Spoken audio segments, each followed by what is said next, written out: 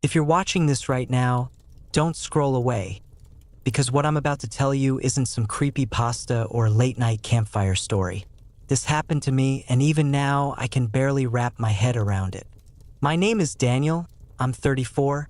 I live in a quiet town in northern Michigan, and until last year, I thought people who claimed to be abducted by aliens were either desperate for attention or victims of their own imagination. But what happened to me on a cold October night turned everything upside down, and if you stay with me, maybe you'll start to question what you think you know about reality too. I wasn't anyone special, just an ordinary guy. I worked as an auto mechanic, lived alone in a small rented house near the woods, and had a routine that would put most people to sleep. Work, grab a beer at the local bar sometimes, come home, crash, that's all. But that night, October 17th, 2023, things went wrong. I remember because it was the first night in weeks when the sky was actually clear. I had stepped outside after dinner to take out the trash. The air was sharp, my breath visible in the cool darkness, and the stars were brighter than I'd seen them in months. My place was far enough from the main road that you could see the Milky Way if you squinted. I loved that view, but that night something was different. At first, I noticed a humming, low and steady, like the vibration of a giant engine somewhere in the distance. I thought maybe it was a truck or some farm machinery, but the sound didn't fade or move. It hung there, thick and unsettling. Then the lights came, 3 of them, perfectly round, bluish-white, brighter than any star, and they weren't blinking like planes do. They hovered in a triangular pattern, completely still, high above the tree line. I froze with the trash bag in my hand, heart hammering, trying to make sense of it. I remember whispering, "No way, no freaking way." I tried to rationalize it, drones maybe, some military exercise. But who flies drones in formation over a small town at 11:30 at night? That's when the lights moved. They didn't drift or glide. They shifted, instantly, as if space itself bent. 1 second they were above the trees, the next right over my backyard. I dropped the trash bag without realizing it, my legs numb. The humming grew louder, pressing into my skull, making my teeth ache. I stumbled backward, trying to run for the door, but the moment I reached the porch, everything went white. It wasn't like a normal light, not like headlights or a flashlight. This light swallowed everything, turning the world into a blank canvas. My vision burned, but there was no pain, no heat, just silence. And then I wasn't in my yard anymore. I came to lying on something cold and smooth, staring up at a ceiling that shimmered like liquid metal. My body felt heavy, like gravity had doubled. My arms wouldn't move. My legs wouldn't respond. Panic hit me, but it was like screaming underwater. Muted, useless. Out of the corner of my eye, I saw figures. Tall, impossibly thin, with skin the color of ash and heads too large for their frail-looking bodies. Their eyes, God, their eyes were black, reflective, swallowing the light like pools of oil. They didn't walk so much as glide, their movements precise, mechanical, almost rehearsed. One of them came closer, leaning over me, its face inches from mine. It didn't speak, but something pulsed in my head, like a voice without sound. Not words exactly, but impressions, feelings. Calm, surrender, don't fight. My heart pounded, my mind screamed, but my body obeyed something else entirely. Couldn't resist, couldn't even blink. I felt a pressure against my chest, like invisible hands pressing down, and the air thickened around me.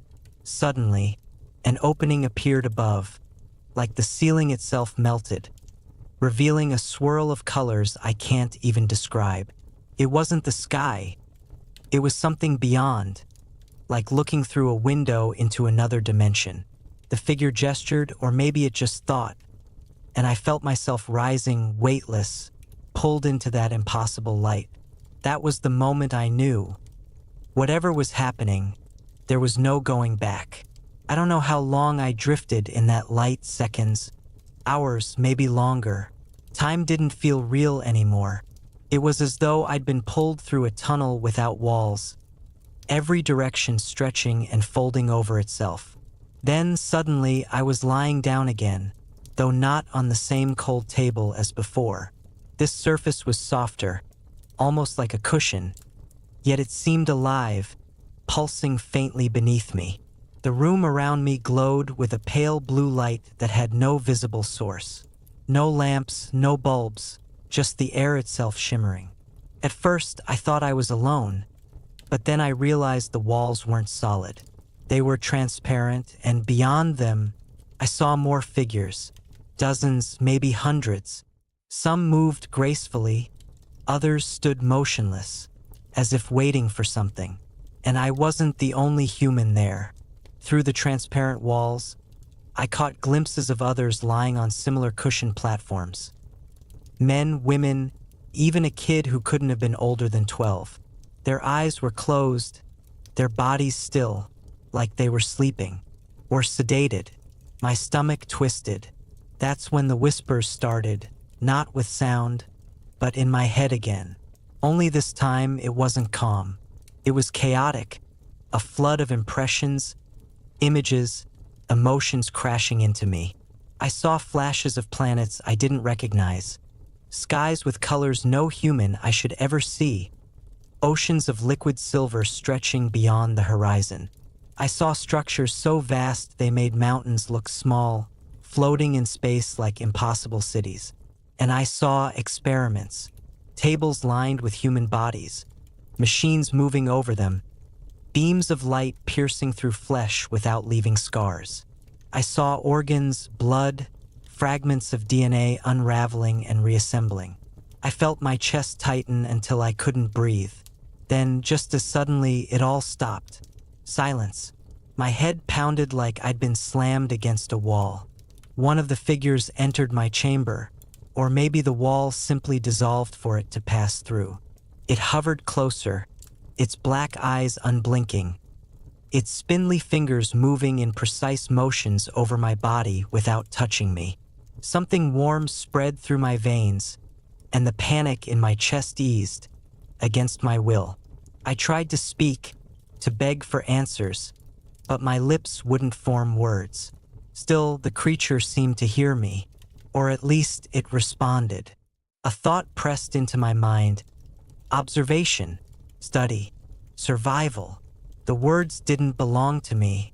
They were foreign, cold, yet they made sense. I forced myself to push back a question, not with my mouth but in my mind. Why me? The creature tilted its oversized head, and another flood of images surged in. I saw myself at 8 years old, sitting on the hood of my dad's truck, staring up at the stars. I saw my teenage self sneaking into the woods with friends, pointing at strange lights in the sky. I saw the night I moved into my current house, setting down my bags and pausing at the window to watch the Milky Way. Connection. The voice pulsed. You look, you see, you call. My blood ran cold. Was it saying I had drawn them here? That my curiosity, my fascination with the stars, had marked me somehow? Before I could form another thought, the room shifted. The walls darkened, and suddenly I was surrounded by darkness speckled with stars. It was as if the chamber had become a window into space. And then I realized it wasn't just a projection. We were moving. I could feel it in my bones, a subtle vibration, a sense of acceleration without gravity. Earth was shrinking below me, a blue and green marble suspended in an endless void. I should have been terrified, but the same force that muted my panic kept me eerily calm, like I'd been drugged with serenity. But deep down, beneath that artificial calm, something inside me screamed. This wasn't a dream. This wasn't a hallucination.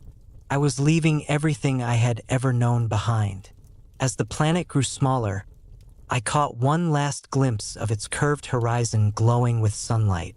My chest ached with a kind of homesickness I'd never felt before. I thought of my mother's voice on the phone, of greasy lunches at the auto shop, of the way my boots crunched over autumn leaves. All of it so small now, so fragile. Then the voice came again, stronger this time, as though the creature stood inside my skull. "You're kind of fragile, but necessary." The phrase echoed in me, chilling, confusing. Necessary for what? I wanted to demand answers, to scream, but the calm wouldn't let me. The ship, or whatever it was, moved faster than my mind could comprehend. Stars blurred, space bent, and then we were somewhere else. Not in open void, but above a structure. It was massive, stretching across my entire field of vision, like a ring of obsidian carved with glowing lines that pulsed like veins.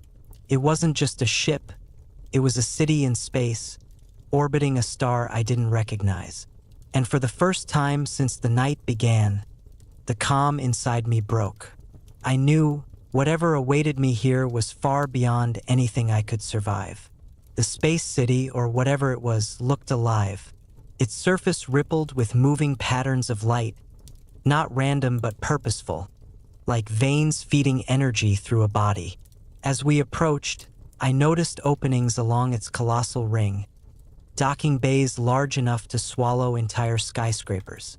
Our craft slid into one of these bays, and for the first time I realized how small it actually was compared to the station itself. The hum I had heard back on Earth grew deeper, resonating through the walls and into my bones. It wasn't just noise, it felt like the heartbeat of the place. When we stopped, the wall of my chamber dissolved again. The creature floated in, its gaze locking onto mine. Without words, it conveyed a simple command: "Come."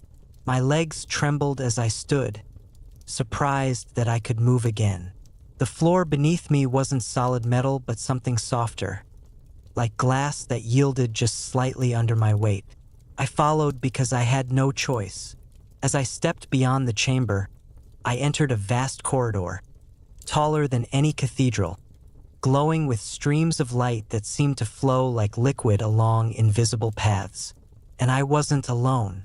More of the beings glided past, some carrying instruments that looked like a mix between tools and living organisms. Others didn't move at all.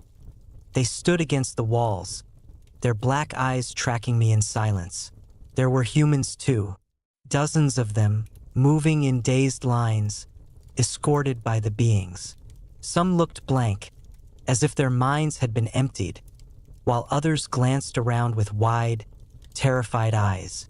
One man, maybe in his 40s, caught my gaze as we passed. His lips parted, as though to speak, but before he could, one of the creatures touched the side of his head with its long fingers. Instantly, his expression went blank, and he shuffled forward again. My stomach turned. We walked until the corridor opened into a chamber so vast it stole my breath. The ceiling curved high above, studded with constellations that shifted and rotated as though the room itself was a model of the universe. In the center floated a massive structure, an orb made of intertwining strands of light, pulsing with a rhythm that felt alive. Around it, platforms extended like spokes, each one filled with equipment, containers, and rows of what I first thought were coffins. But they weren't coffins.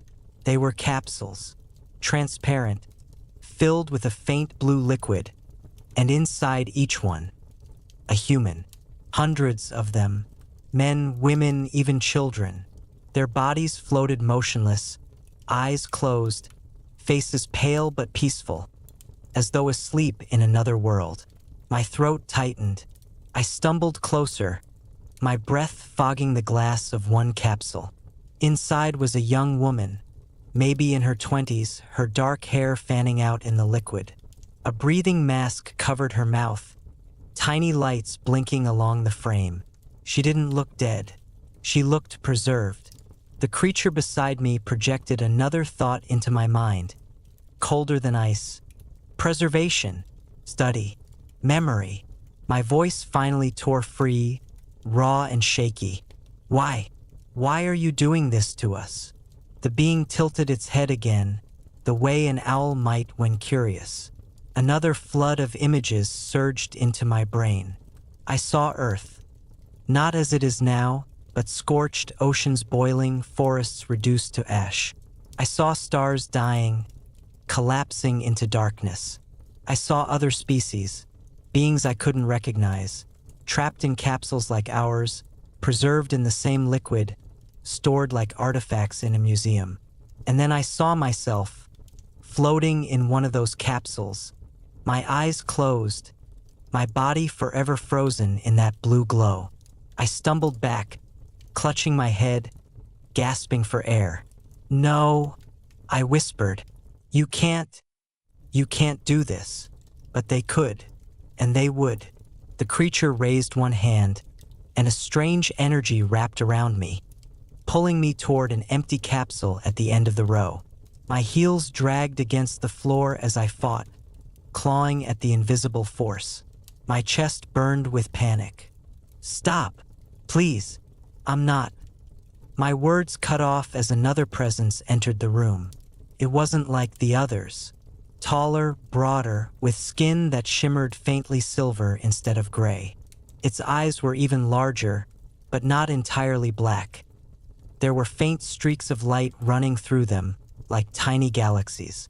The other beings froze when it appeared, stepping back, their movements deferential. This one was in charge. Its gaze locked on me, and in an instant, the force holding me disappeared. My knees buckled, and I collapsed on the glowing floor, gasping. Then its voice pressed into me, heavier and deeper than the rest. Not yet. The chamber fell silent, as if the entire place was holding its breath. The silver-skinned being gestured, and the others retreated, leaving only me and it in the vast chamber. Slowly, it glided closer, its gaze boring into me until I felt like my soul had been peeled open. You ask why? It said in my mind. Because your kind is a thread, fragile but woven into something greater. We preserve what must not be lost. I forced myself to speak, though my voice shook. Preserve us? By locking us in tanks like trophies? The creature leaned closer. I could see my reflection in its eyes, small, broken, trembling. Not trophies, seeds. The word echoed inside me like thunder. Seeds. For a moment, I didn't understand. Then images poured into my mind, stronger than before, almost unbearable.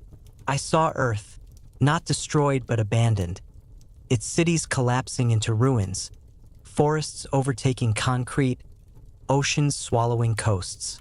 Humanity was gone, yet preserved, frozen in those capsules, waiting.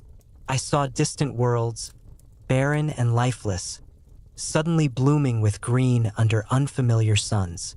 And in those worlds, I saw us, humans, walking, breathing, starting again. Not one Earth, but many. Your kind will end here. The silver being's voice resonated through me. But begin again elsewhere. Threads carried beyond decay. My chest tightened. Rage and fear wrestled inside me. You're saying you're going to wipe us out? Replace us? The being tilted its massive head slowly. We do not destroy. Time destroys. We preserve. We scatter seeds into the dark. When one garden dies, others grow. My knees weakened as the truth sank in. To them, we weren't individuals. We weren't families, friends, lives. We were specimens.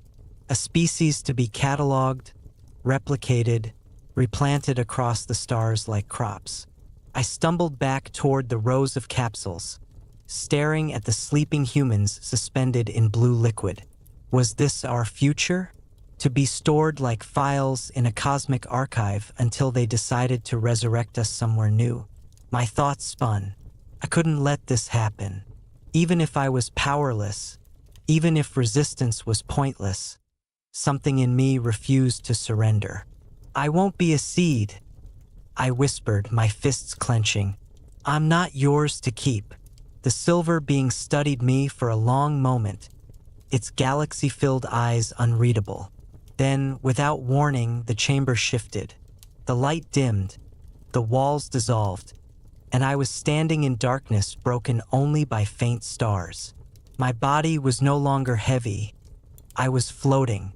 At first, I thought they had cast me into space, condemned me to suffocate. But then I realized I was standing on something. A platform? A fragment? Couldn't tell. The stars around me shifted, rearranged themselves, until they formed Earth. Not the real Earth, but a projection glowing and vivid. I could see every detail. The swirl of clouds, the curve of oceans, the flicker of city lights. My home, my world. Choice. The being's voice pressed against me. Preservation or return? I froze. Return? Did they mean they'd let me go? My heart pounded. You're lying, I muttered. You don't give choices. You take. For the first time, something like emotion rippled through the being's voice.